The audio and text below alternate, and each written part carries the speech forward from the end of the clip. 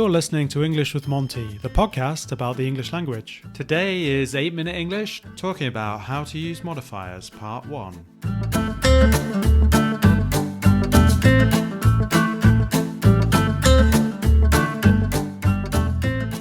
Hello there and welcome to 8-Minute English with Monty. I've got Jules on the show, who's a newbie. Hi Jules, how are you doing? Hi everyone, so good to be here. Welcome to the show. We're just going to do an 8-minute episode today. We were going to do it on modifiers, weren't we? You suggested that this might be a good idea. What was your thinking on modifiers? I always thought that they were like a part of English that really gives away that you're not a native speaker if you get them wrong. So that's why I thought, that would be a nice topic to talk about.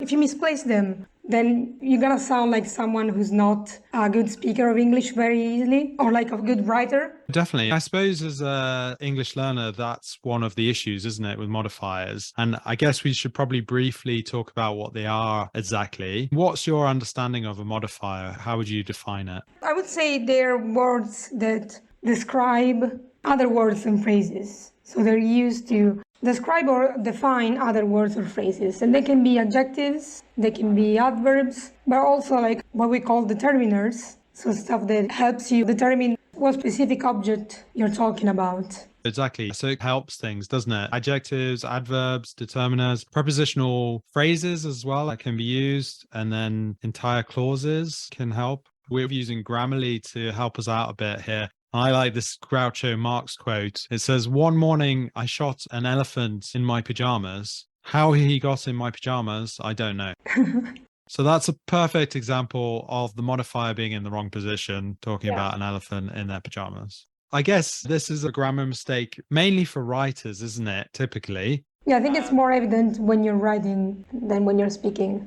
Definitely. Is there anything in particular that you had an issue with or you would forget about at all? Or shall we just go through a few different examples and see if we can think of some others? When I was studying English first in middle school, I think what I found really difficult is there was not only an order of modifiers, but also an order of how adjectives should be put in place to modify a word. I think it's one of the most difficult part of learning how modifiers work. Mostly the nested clause is something that you can usually get to quite easily, in my opinion, but like the orders of the single words, they don't seem very important, but then they actually are. This is true. I think that's the thing with the order of the adjectives. That's quite important, isn't it? There's a brief example here where it says purple women's shoes. I guess here, obviously, purple's talking about the women rather than the shoes. It's pretty important, that one. In terms of the adjective order in English, you would have, first of all, opinion. If you like something, for example, you would use your opinion. Then you would have the size, and then the age, and then the shape, and then color, origin, material,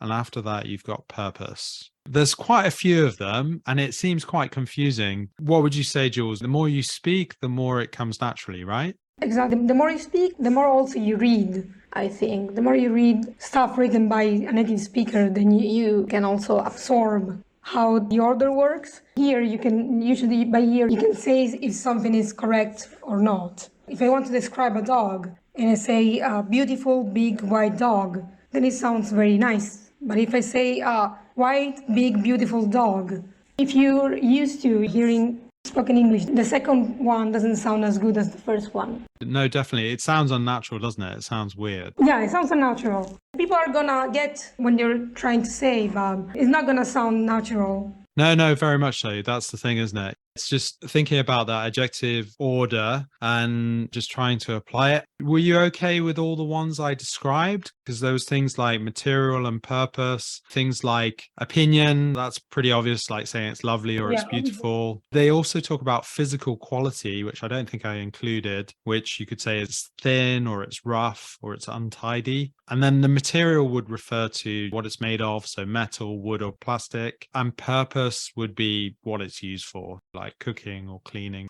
Yeah, I think sometimes the material and origin part can also include nouns used as adjectives. Like Italian, you can say, an Italian car. To say origin, you can also say heavy iron gate. If you say iron heavy gate, it doesn't sound as good. because nouns as modifiers are the material origin. Very much so. And that in particular didn't sound quite right, did it? It's also not emphasizing what you want to emphasize, I guess. Also that. Let's have a look at a couple of examples they've got here, because they were talking about May napped with her cat, tired after a long day at work. So this one's incorrect. Why would it be incorrect? I think because it gives focus to something we don't want to give focus to. That's correct. I suppose it's separating the actual person that it's referring to, isn't it, in the sentence? It suggests that the cat is tired. After a long day at work, yes.